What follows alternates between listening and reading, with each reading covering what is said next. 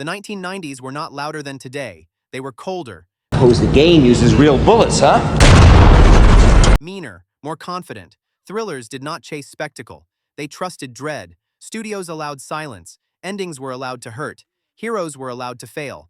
These films were not replaced. They were abandoned. And what remains feels dangerous in a way modern cinema avoids. Number 9. Misery, 1990. Misery is not a thriller about violence. It is a thriller about ownership, about the terror of being loved by the wrong person and realizing escape may not be possible. She died. She just slipped away. Slipped away!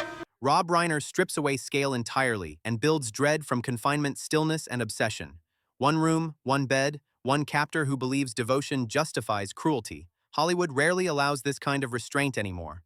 James Caan plays a novelist stripped of agency both physically and creatively. His legs are shattered, but the true imprisonment is psychological. Kathy Bates delivers one of the most frightening performances in cinema history, not because she is loud, but because she is sincere.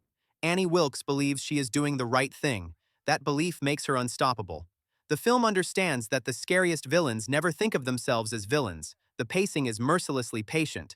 Every kindness feels conditional. Every smile carries threat. Reiner refuses to soften Annie or explain her trauma away. She is not a metaphor, she is a fact. That's the Stedman place down there. Modern thrillers would rush to justify or stylize her. Misery simply lets her exist, and that choice makes the film unbearable in the best possible way. The violence when it comes is not indulgent. It is purposeful. It arrives like punctuation rather than spectacle. The infamous hobbling scene is not shot for shock but inevitability. It is quiet, intimate, permanent, and it works because the film has earned every second of terror. Misery remains irreplaceable because it proves that fear does not require chaos. It requires control, something modern thrillers are rarely willing to surrender. Number 8. Primal Fear, 1996. Primal Fear arrives disguised as a legal thriller and slowly transforms into something far more corrosive. It is not about guilt or innocence. It is about performance, about how easily intelligence can be manipulated by appearances. The film trusts its audience to sit inside ambiguity and does not offer comfort until it is far too late. Richard Gere plays a defense attorney whose arrogance masks a dangerous blind spot. He believes intelligence equals control. Edward Norton weaponizes that belief. His performance is surgical, calculated, Hey, look at me. Did you underline that book? terrifying, precisely because it never breaks character until the final moment. When the mask drops, it is not explosive. It is casual. That casual cruelty is the point. The film understands that true manipulation is quiet. Courtroom scenes are staged with restraint. Dialogue carries weight. Silence is allowed to breathe. There is no moral speech at the end. No lesson delivered gently. The ending lands like betrayal because the film has carefully earned your trust before dismantling it. What's the matter, Marty? Nervous? Hollywood rarely makes thrillers that punish the audience for believing what they see. Primal Fear does exactly that. It reminds viewers that intelligence without skepticism is vulnerability. Modern thrillers chase twists. Primal Fear builds a trap and waits. Its legacy is not the reveal, it is the feeling afterward. The realization that you were never watching a mystery. You were watching a performance designed for you. And it worked. Number 7. The Usual Suspects, 1995. The Usual Suspects is not a crime thriller. It is a story about storytelling itself, about how authority listens, about how confidence replaces truth. You want a buckshot shampoo, chubby? Bryan Singer directs the film like a memory being assembled in real time.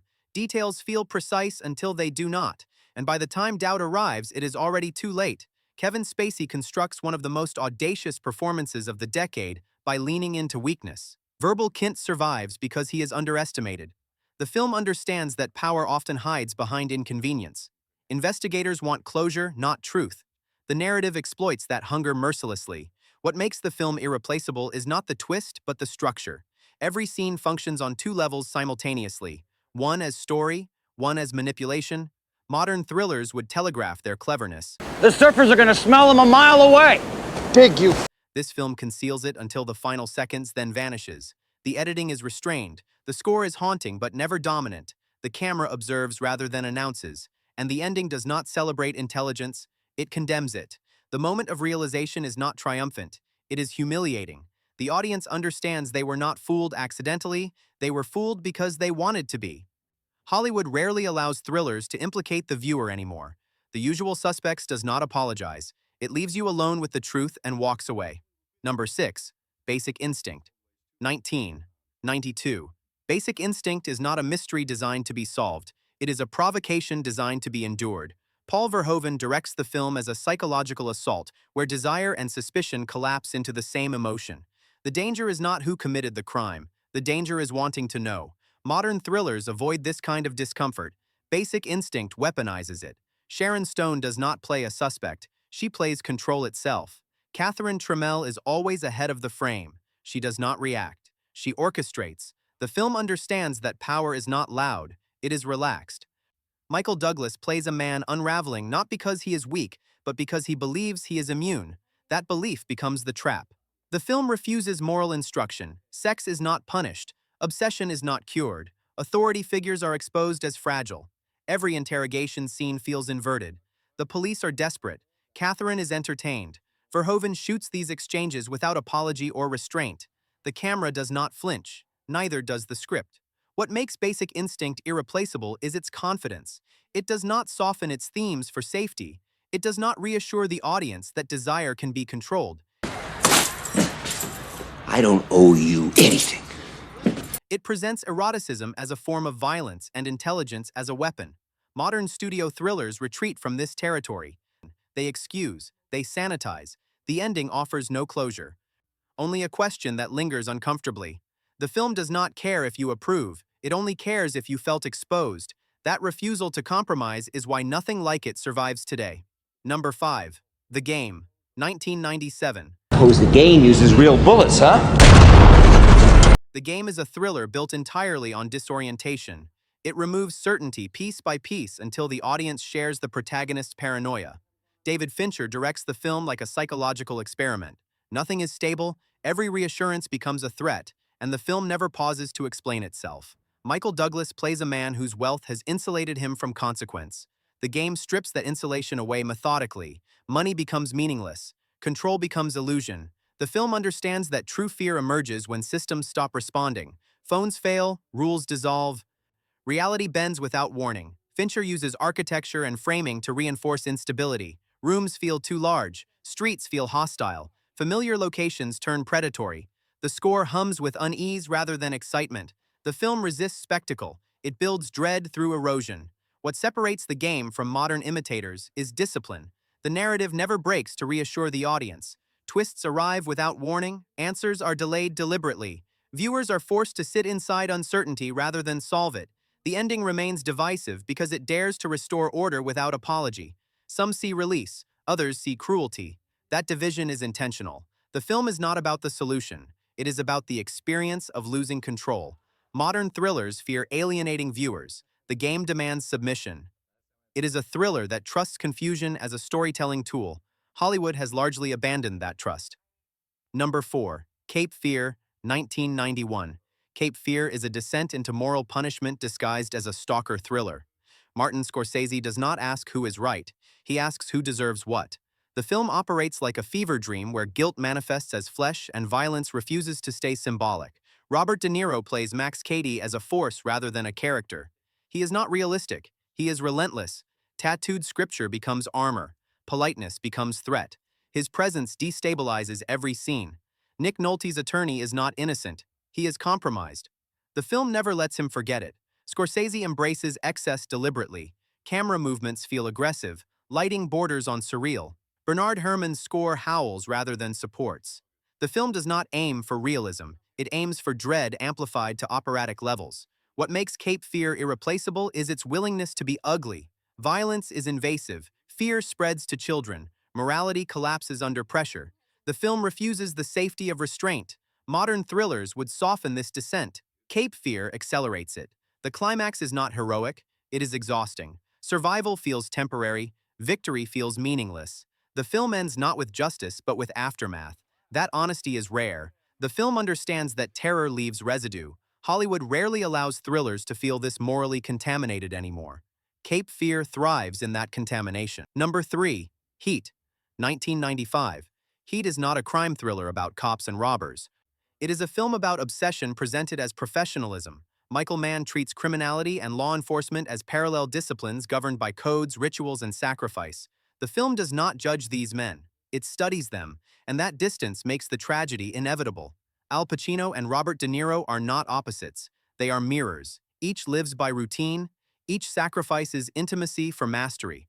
The famous diner scene is not confrontation. It is recognition. With that bitch. Cause she got a great ass! Two men acknowledging that their paths cannot coexist. The film understands that the most dangerous conflicts are quiet agreements rather than shouted threats. Mann's attention to procedural detail gives the film credibility rarely matched. Weapons handling tactics and sound design are treated with documentary seriousness. The famous downtown shootout is not stylized chaos. It is terrifying because it feels real. Sound echoes. Civilians scatter. Violence is abrupt and unromantic. What makes Heat irreplaceable is its patience. Subplots are allowed to breathe. Secondary characters feel fully realized. Consequences unfold slowly. Modern thrillers would streamline this complexity. Heat insists on it. The ending offers no triumph, only exhaustion. The pursuit costs everything. The film does not celebrate dedication, it mourns it. That emotional honesty is why Heat remains unmatched. Hollywood still imitates its surface. It never recreates its soul. Number 2. The Silence of the Lambs, 1991. The Silence of the Lambs is a thriller that weaponizes intelligence. Jonathan Demme constructs the film as a series of psychological invasions rather than physical confrontations. The danger lies in conversation, in eye contact, in what is withheld rather than shown. Jodie Foster's Clarice Starling is not defined by toughness. She is defined by focus. The film respects her competence without turning her into fantasy. Anthony Hopkins' Hannibal Lecter is terrifying not because he is monstrous but because he is precise. He sees people completely. That clarity is the threat.